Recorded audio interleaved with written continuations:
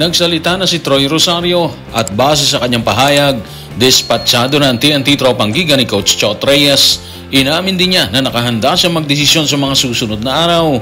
At sa huli, pinasabog naman ng Spain ang umunay dahilan bakit natubiling mag-alok ang grupo ng SMC kay Troy Rosario.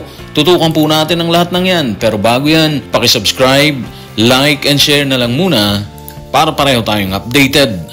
Tuluyan ang winakasan ni Troy Rosario ang balitang babalik siya sa poder ng TNT Tropang Giga ni Coach Chot Reyes, ang kupunan na naglagay sa kanya sa Blackwater matapos ang 7 taong pagsasama. Tanong, ano ang totoong dahilan? Bakit niya hindi tinanggap ang alok ng dati niyang kupunan? Sarado na ba ang puso niya para sa TNT? Tutukan natin si Troy sa report ni Snowbado sa Spain. Nakapagpaalam na ako sa TNT management and sobrang thankful ako sa interest na binigay nila sa akin. Mahal ko TNT pero sa ngayon gusto ko namang subukan ng ibang team. Gusto ko lang ng new challenge. Yun siguro yung masasabi ko. I had success naman sa TNT at sa Blackwater, mas napatunayan ko pang kakayahan ko. Pero sabi ko naman, hindi ko naman sinasarado ng tuluyan ang aking pintuan. Siguro, not this time pa muna. Totoo naman yun eh. Successful din naman siya sa TNT, di ba? In fact, naging parte din naman siya dito ng Gilas Pilipinas. Pero may mga bagay talaga siguro na kailangan niyang gawin sa kasalukuyan.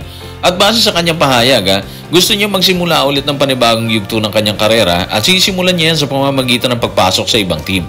Yung kredito hindi talaga nawawala kay Troy. Inalala din niya yung Blackwater kung saan siya napunta matapos ang kanyang 7 taon sa prangkisa ng TNT. At malinaw na ginawa niyang tanggihan ng TNT dahil gusto niya magkaroon ng panibagong hamon sa kanyang karera. Panibagong pakikibaka na hindi niya nakukuha dati pa, hindi ba? Sa tingin natin, mangyayari sa ibang kupunan. Yun yung rason bakit niya muna tinablang ngayon ng TNT. Bagamat ayon sa kanya, ay hindi niya lubusang sinasara ang kanyang pintuan. Hanggang sa kasalukuyan ay wala pa ring desisyon si Troy Rosario. Desisyon na kinasasabikan ng kanyang tagahanga at minsan ay kinaiinisan ng kanyang mga kritiko. Kaya naman ang tanong ng bayan, kailan nga ba niya iniisip na ilantad o re-announce ang napili niyang kupunan kung meron man? Tutukan natin si Troy sa report ni Snowbado sa Spain. Ngayong week, I will decide. Hindi naman ako nagmamadali at lalong hindi ako nagpapa-importante. Siyempre, there are some decisions na kailangan mong timbangin maigi at kailangan mong i-assess ng tama. Well, katulad ng sinabi natin, minsan kinaiinisan na rin ng ilang kritiko yung matagal niyang announcement na sa tingin natin hindi dapat batikusin or kainisan. Kasi nga future niya at ng kanyang pamilya yung nakataya dito. Hindi sa kanya lang hindi pansarili yung nasa isipan niya. Kung pumalya siya dito, posibleng wala ng second chance. Yun siguro yun Yun siguro yung ginagawa niyang pagtimbang kasi nga aminin natin hindi na siya bumabata.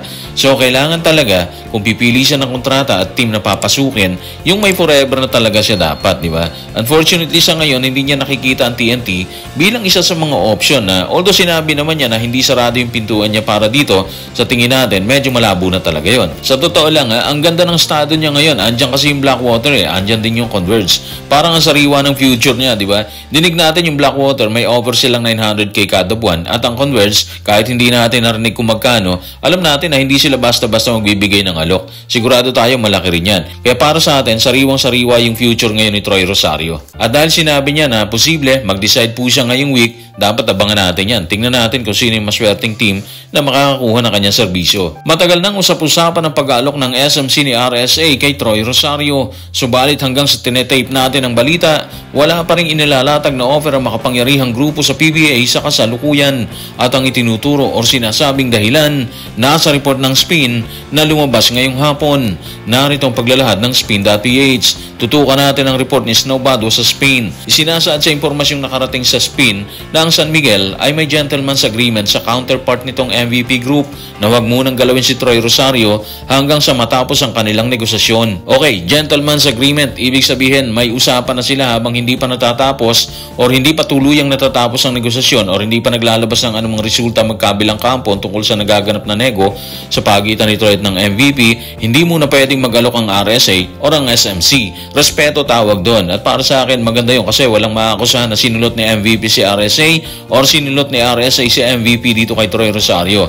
Sa ngayon kasi, aminin man natin o hindi, pinakamainit si Troy Rosario Patunay dyan yung offer ng Blackwater at ng Converge. At dahil tapos na ang issue sa TNT, Finally, inaasahan natin na mag-aalok na ang RSA Group dito kay Troy Rosario na posibleng mahirap tanggihan. Unang-una, paborito umano ni Troy ang Ginebra. Kaya tingin natin, bukod sa laki ng halaga ng kontratang ilalatag ng SMC, kung mag-o-offer man sila, mahihirapan siyang tanggihan kung ang paborito niyang kupunan na mag-alok sa kanya, di ba? Sa ngayon kasi, kailangan din ng Ginebra isang big man na katulad ni Troy. Kulang na kulang sila dyan.